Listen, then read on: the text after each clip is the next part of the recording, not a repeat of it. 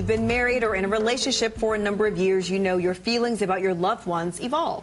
But what happens when you think the magic is gone and your mind starts to wonder? Certified sex therapist Laurie Watson is here to give us advice on how to get back on track. And Laurie, what do you think causes sort of that lack of desire over time? Right.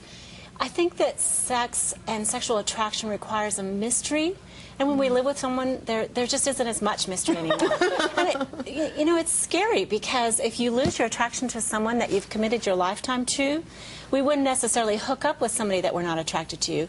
So the question is, should I stay hooked up with somebody that I'm not attracted to? And speaking of that, what do you do if your partner's let him or herself go? They've gained weight or they dress sloppy or...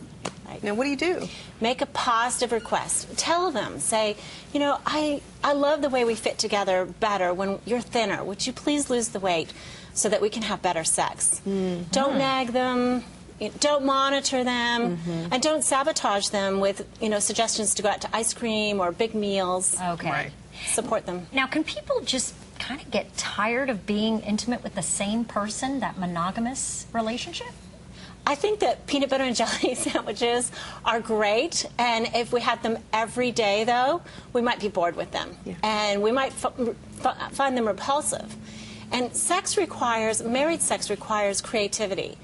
Some women put more energy into planning their children's birthday party than in really putting something into it for the bedroom, and so they have to be creative. And I think men as well need to be focused.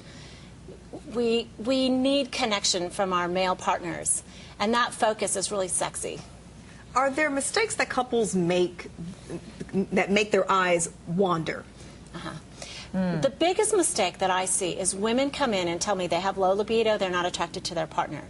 And I ask her why, and she'll say, it's because he's clumsy. He doesn't know how to turn me on. The reality is she knows how to turn herself on. She knows what works, and she keeps that from him out of, fear of maybe being too sexy or knowing too much. She thinks that she shouldn't know as much, so she hides her own information. And then it does leave her subject to the attention of others.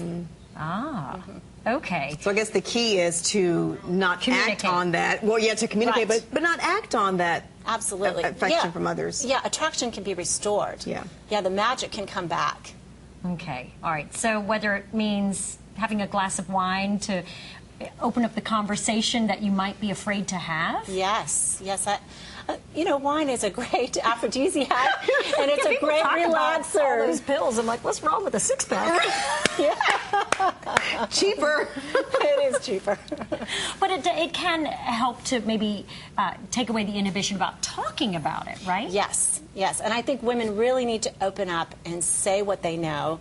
And it's okay to make a direct request of your partner to shape up.